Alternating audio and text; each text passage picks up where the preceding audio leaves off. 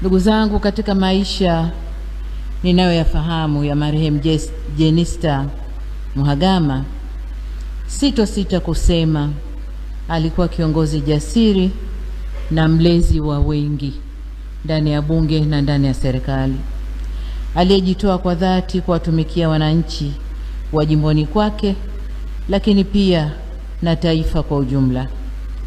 Katika maisha yake ya utumishi, alisimama imara kutetea haki, maendeleo na ustawi wa watu aliowaongoza.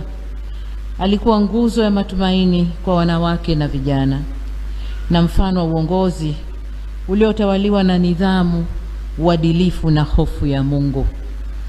Nashukuru Mungu, leo ndani ya kanisa hili nimepata kuyajua vizuri sana maisha yake ya kiroho, ya kidini. Nashukuru sana.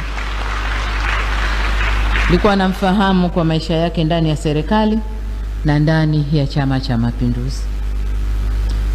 Mheshimiwa Jenista alikuwa ni mwalimu kwa taaluma na mwalimu katika uongozi. Alitumia kipawa chake cha ualimu kulea na kusimamia mawaziri, akiwa mnadhimu au chief whip, katibu wa kamati ya wabunge wa CCM au party caucus, na mwenyekiti wa bunge. Wabunge na mawaziri walimheshimu na yeye alijiheshimisha. Katika nafasi zake hizo ametoa mchango mkubwa sana katika chama, bunge na baraza la mawaziri.